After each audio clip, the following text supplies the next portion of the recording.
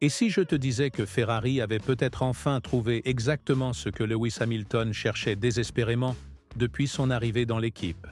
Et si tous les problèmes qui ont affecté en profondeur les performances de la voiture lors des premières courses de cette saison étaient sur le point d'être résolus, non pas par hasard ou par chance, mais grâce à un circuit qui met enfin en valeur les points forts du projet italien? L'actualité d'aujourd'hui est très importante, car de nouvelles informations ont été révélées sur les mises à jour prévues par Ferrari pour le Grand Prix d'Arabie Saoudite, et elles concernent directement la préparation de la monoplace de Hamilton. Si tu veux comprendre pourquoi le tracé de Jeddah pourrait complètement changer le cours de la saison pour la Scuderia et remettre Hamilton dans la course aux premières places, reste bien jusqu'à la fin. Après un début compliqué avec l'équipe rouge, Lewis a enfin reçu un peu d'optimisme. Et de manière surprenante, cela ne vient pas directement de Ferrari, mais du profil technique du circuit de Jeddah.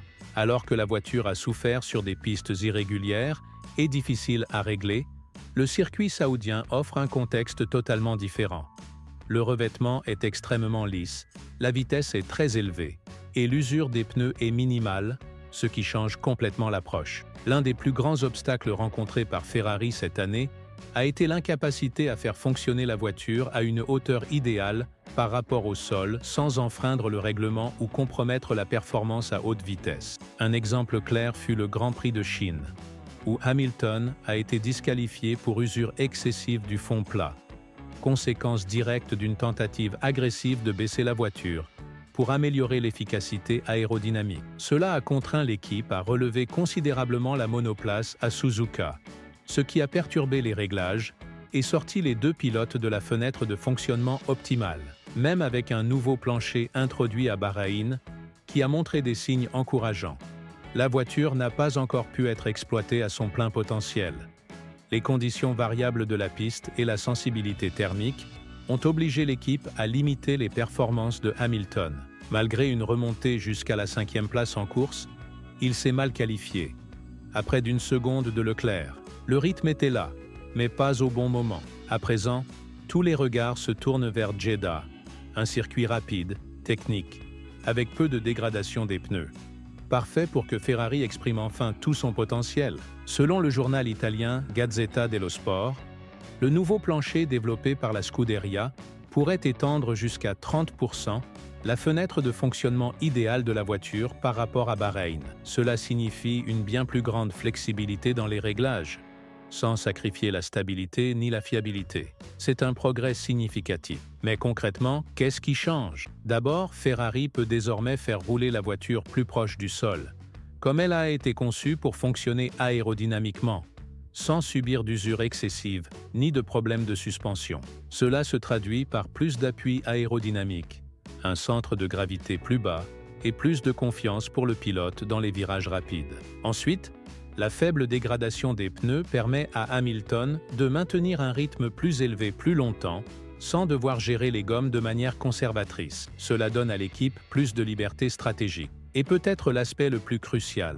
Il s'agit d'un circuit où les qualifications sont essentielles. À Jeddah, partir devant est primordial. Et jusqu'à présent, c'est là que Hamilton a le plus souffert. Mais si les nouveaux réglages lui donnent enfin l'adhérence à l'avant qu'il réclame, tout pourrait basculer. Il faut également rappeler que l'équipe a passé les 3 derniers week-ends de course à apprendre comment adapter la voiture au style de pilotage de Hamilton. Comme il l'a lui-même déclaré après la course de Bahreïn, il commence enfin à comprendre comment conduire cette voiture. Il a ajusté ses points de freinage, a recommencé à utiliser le frein moteur, chose qu'il n'avait pas faite depuis plus de 10 ans. Et il s'adapte à la sensation très différente des freins Brembo par rapport à ceux qu'il utilisait chez Mercedes. Le directeur de l'équipe, Frédéric Vasseur, a été très clair. C'est un processus à double sens. La voiture continuera à évoluer pour s'adapter à Lewis, mais lui aussi doit continuer à s'adapter. Et selon des sources internes, ce travail conjoint commence enfin à porter ses fruits. À l'approche du Grand Prix d'Arabie Saoudite, la véritable question n'est pas seulement de savoir si Hamilton sera plus compétitif. Le vrai point d'interrogation est de savoir si cela marque un tournant. Car si ces améliorations élargissent réellement la plage de fonctionnement de la monoplace, alors il ne s'agira pas simplement d'un bon week-end, mais d'un changement structurel. Jeddah est une piste qui met à l'épreuve chaque aspect du package technique. C'est un circuit où on ne peut pas cacher les défauts d'équilibre, le manque d'adhérence ou les limites aérodynamiques. Si Hamilton et Ferrari réussissent ici, le message sera clair, non seulement pour l'équipe, mais pour tout le paddock. Cela dira que ce projet est toujours vivant, que cette voiture a encore du potentiel et que Hamilton reste un concurrent sérieux. Mais ce moment soulève aussi des questions stratégiques. Si la voiture a enfin trouvé sa forme, Ferrari doit-elle continuer à diviser le développement entre deux styles de conduite très différents? Ou est-il temps de miser sur la direction qui donne les meilleurs résultats? Red Bull n'est plus intouchable. McLaren progresse rapidement et Ferrari doit prendre des décisions claires. Ce n'est pas le moment pour les hésitations. Il y a aussi une dimension émotionnelle. Pour Hamilton, ce moment pourrait signifier bien plus que quelques dixièmes de seconde. Cela peut représenter le retour de la confiance, une connexion plus profonde avec la voiture, et un nouvel élan mental. Après des semaines de frustration et de communication radio énigmatique, ce pourrait être le moment où il commence vraiment à croire à ce projet. S'il repart de Jeddah avec une voiture qui répond enfin à ses commandes, la dynamique de la saison pourrait changer du tout au tout. Et toi, qu'en penses-tu? Assistons-nous au début d'une nouvelle ère pour Lewis et la Scuderia? Ou est-ce simplement un moment passager où tout s'aligne? Hamilton s'adapte-t-il réellement à ce nouvel univers?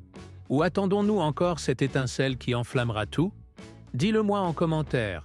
J'ai hâte de lire ton avis. Cette saison nous a déjà offert de nombreux rebondissements. Et si Ferrari est vraiment de retour dans la course, le meilleur reste à venir. Si Hamilton et Ferrari ont vraiment débloqué un nouveau niveau de performance, le reste de la grille pourrait être pris par surprise. Le timing est également crucial. Tandis que Red Bull et McLaren ont déjà construit des bases solides, Ferrari pourrait profiter de cet élan comme d'un point de bascule, surtout avec un calendrier encore jeune. Il reste plus de 20 courses, tout est encore en jeu. Un bon résultat maintenant pourrait non seulement remonter le moral, mais aussi bouleverser totalement la hiérarchie. Ferrari, d'ailleurs, a beaucoup investi dans sa trajectoire de développement cette année. Ce nouveau plancher n'était pas un test secondaire, mais une réponse directe à des faiblesses fondamentales dans la philosophie aérodynamique. Les simulations en usine montraient déjà des progrès, mais la confirmation réelle devait venir de la piste. Et si Jeddah confirme ses prévisions, Ferrari retrouvera enfin une confiance qui lui manquait depuis longtemps. Et cette confiance est précieuse quand on vise la régularité. Les ingénieurs ont déjà signalé qu'à Bahreïn, la fenêtre de fonctionnement de la voiture était 2 fois plus large qu'à Suzuka. Si Jeddah ajoute encore 30%, l'équipe aura beaucoup plus de liberté pour ajuster la voiture aux préférences des pilotes. Pour un pilote comme Hamilton, qui a toujours excellé avec des voitures très sensibles à son style précis, cela peut faire toute la différence. Et même si les données sont prometteuses, l'impact psychologique pourrait être encore plus fort. Une voiture qui répond enfin aux instincts d'un pilote change tout.